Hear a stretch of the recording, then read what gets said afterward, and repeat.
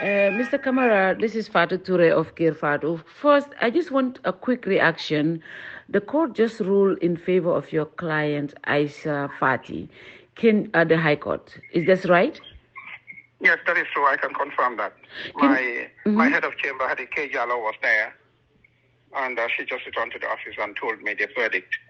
So tell us exactly what was this case and who initiated this case against your client.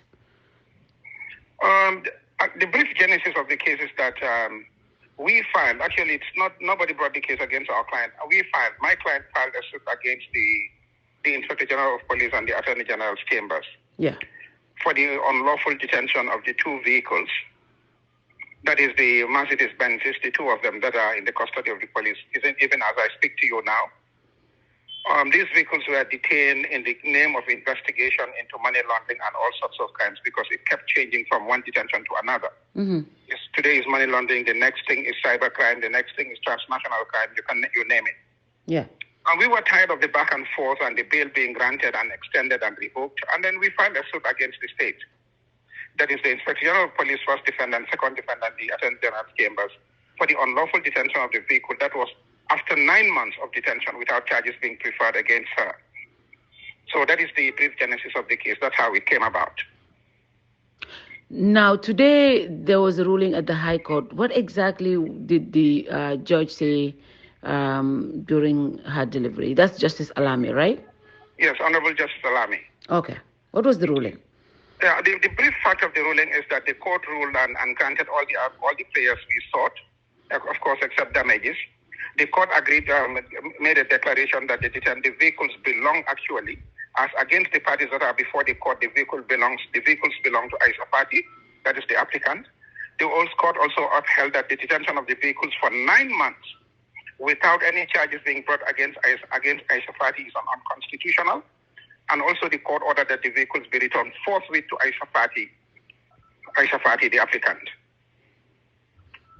Okay. Yes, and court went further to make a pronouncement that as far as the registration of the vehicles are concerned, these vehicles belong to Aisha Fati and not Abdullah Cham.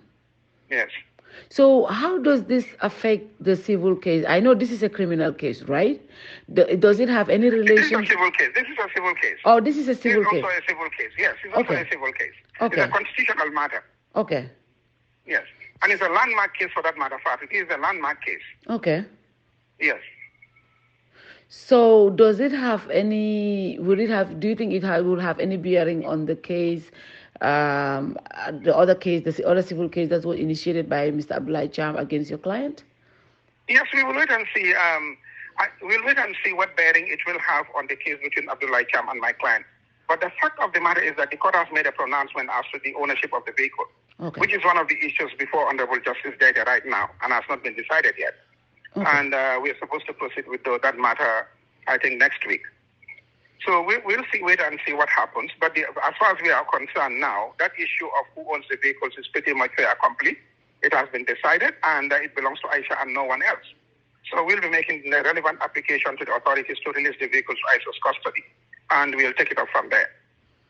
Okay. So this is 2 cases in a row that your client won, one in Senegal against Mr. Cham and again this. How optimistic are you that going forward, all other cases that are going on, are you optimistic that you guys will win all other cases, including the one in Dakar right now?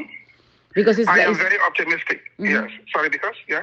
Because they're all literally the same case revolving in different courts?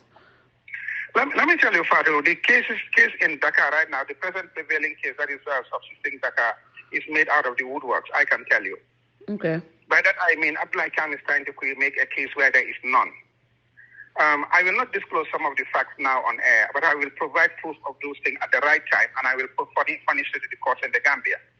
Okay. What is in the court what is before the court right now in Senegal? It relates to the vehicles, the same vehicles that we're talking about today. The gold and the monies.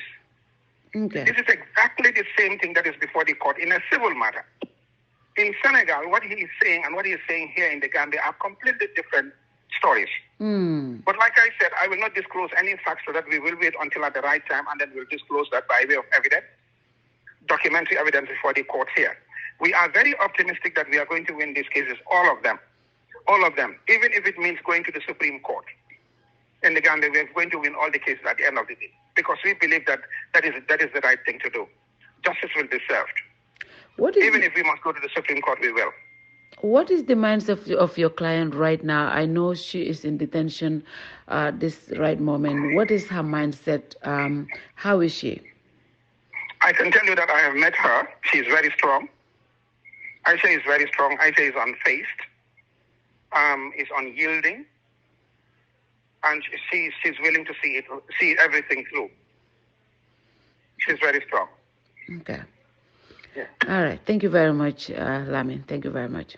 You're welcome. You're welcome. Thank you.